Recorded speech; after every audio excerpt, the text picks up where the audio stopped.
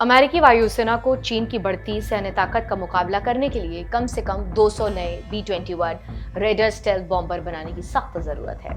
ये मांग एक नई रिपोर्ट में की गई है, जिसमें चेतावनी दी गई है कि मौजूदा संख्या बहुत कम है और चीन के साथ संभावित युद्ध, खासकर ताइवान पर हमले के मामले में अमेरिका की जीत के लिए बड़ी संख्या में एडवांस बॉम्बर जरूरी है।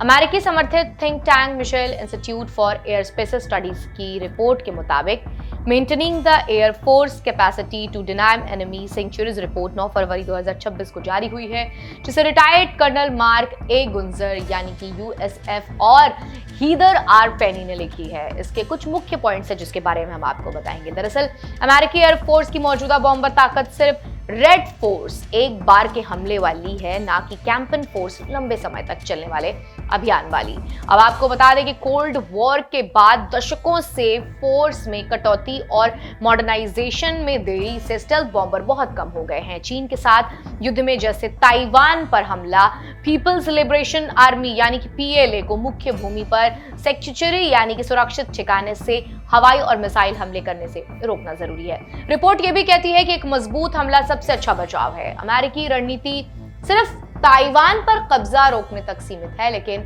संतुलित रणनीति में चीन के military leadership, command and control और लंबी दूरी की ताकतों पर स्ट्रैटेजिक हमले शामिल होने चाहिए। चीन के anti access area denial A2AD network और भूगोल से उसके पास सुरक्षित ठिकाने बन जाते हैं, जहां से वो हाई डिस्टेंसी थ्रेट लॉन्च कर सकता है। अमेरिका को इन सेंचुरी और डिनाई करने के लिए लंबी दूरी की पेनिट्रेटिंग एयर पावर की जरूरत है। B-21 रेडर छठी पीढ़ी का स्टेल्थ बॉम्बर है, जो कि रडार को चमका देता है, लंबी दूरी के मिशन करता है, परमाणु हथियार ले जा सकता है और एडवांस्ड एयर डिफेंस को भेज सकता है। अमेरिका अभी कम से कम 100 B-21 बनाना चाहता है, जो कि नई रिपोर्ट की सिफारिश है कि 200 B-21 बॉम्बर बनाए जाए। साथ ही मौजूदा 76 B-52 अपग्रेडेड को बनाए रखे। अगर B-52 रखे जाएं तो 200 के लक्ष्य के लिए कुल 224 B-21 तक खरीदने पड़ सकते हैं। B-1 B-2 को रिटायर ना करें जब तक 100 B-21 ऑपरेशन ना हो। तो ये कुछ अहम पॉइंट्स हैं। मिशेल इंस्टीट्यूशन की लिस्ट और क्या करती हैं और क्या सिफारिशें बताती हैं, आपको बता दें कि रिपोर्ट में अमेरिकी सरकार ने कहा है कि काठी पीढ़ी F-47 फाइटर जेट्स की संख्या 185 से बढ़कर 300 करे, कुल मिलाकर 50 से ज्यादा अगली पीढ़ी के फाइटर और बॉम्बर B-21 F-47 की जरूरत है, ताकि चीन में टारगेट पर अंदर से बाहर हमला किया जा सके और PLA के मिसाइल क्षमताओं को खत्म किया जा सके। F-35 की संख्या भी इसमें बढ़ाने के लिए कहा गया है। इस रिपोर्ट का रणनीतिक महत्व क्या है वो भी समझना जरूरी है। दरअसल 200 B-21 वर्ल्ड वॉर 3 के लिए नहीं, बल्कि होल्ड बैक, रोकथाम, विश्वसनीय डिफेंस और लंबे संघर्ष में एंट्रेशन रिजर्व के लिए जरूरी है। B-21 और F-43 मिलकर दुश्मन के एयर स्पेस में घुसकर निर्णायक हमले करेंगे।